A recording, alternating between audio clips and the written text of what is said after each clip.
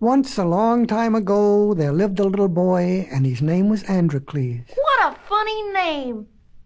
Oh, I think it's pretty. Androcles. Androcles. Ha ha! I'll bet the children didn't keep interrupting Aesop. Who? A-E-S-O-P, Aesop. You see, that's what I mean, exactly. Could I please tell a story without any interruptions? Thank you. I still think it's a pretty name. What wasn't pretty, though, was that Androcles was a slave, and he had a very mean and cruel master. Poor Androcles. He worked from way before sunup till way after sundown. He worked very hard, but there was never any pleasing this master. Is this all there is to my life? Thought Androcles, when he had time to think even. The great forest with its lurking dangers would be a better home. One day his master flew into a rage and struck out with his whip, and because Androcles was nearest, he felt the lash across his shoulders. He tried very hard not to cry, but right then and there he decided never to take such treatment again. He would run away to the forest that very night. It can be no worse facing a roaring lion than cowering under the lash of a cruel master. So that night, Androcles ran away. The forest was a dark and frightening place, and soon poor Androcles was lost. Oh dear, he thought, being here is worse than being there. It began to grow light, and he saw strange shapes lurking behind trees. And suddenly, before he knew it, there in front of him, the most ferocious beast of the forest, a lion. Androcles was stiff with fright. The lion was roaring at him. Androcles closed his eyes. But that doesn't sound like roaring, he thought. It sounds more like moaning. Very cautiously he opened his eyes and looked into the large, wet eyes of the lion. The lion was crying. There was a large thorn in the poor lion's paw, and it was bleeding. Androcles took the paw between his hands. He pulled out the thorn and bound the paw with a strip of cloth torn from his own clothing. "There," said Androcles. "That should make it feel better." "My thanks," said the king of beasts, and he leaned over and licked Androcles a nice, wet, grateful kiss. He led him to his own cave, which was warm and dry, and Androcles lay down and at once fell asleep, and the lion stood guard.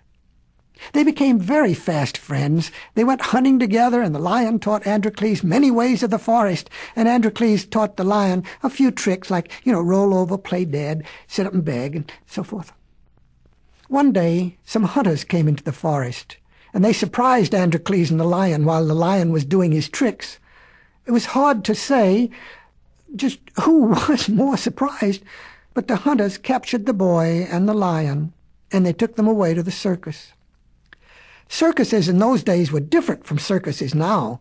The emperor and all the important people would come to the circus, and they would turn loose in the arena a lot of very hungry lions.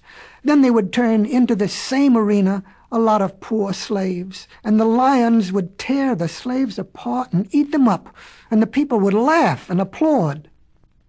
This was a circus. When the hunters got Androcles and the lion into town, they separated them. They kept the lion locked up and didn't give him any food for several days, so he would be ravenously hungry.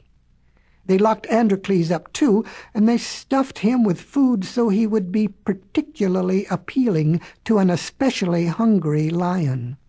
Poor Androcles. Poor lion. The day for the circus came. The emperor and his court were there. The arena was packed with screaming spectators.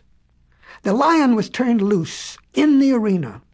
He lay down. He rolled over. He was weak anyway, but he knew this was not going to please the crowd. They jeered. Then Androcles was thrown into the arena with the lion.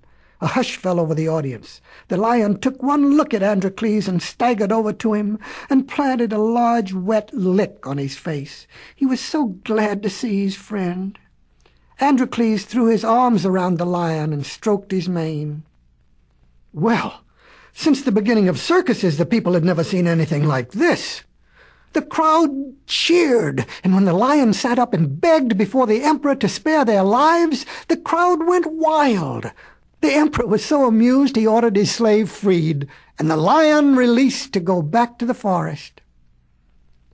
That night, back in the forest, they were lying by the fire in the lion's cave, all nice and warm.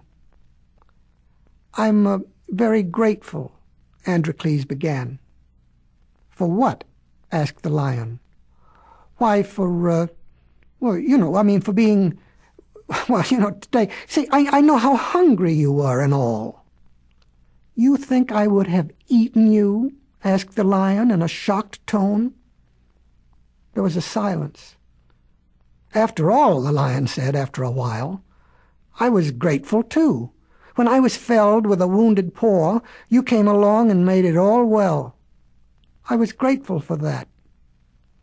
Then, after another while, and with a trace of hurt in his voice, he spoke. "Gratitude is a quality not just limited to man." I still think Androcles is a pretty name.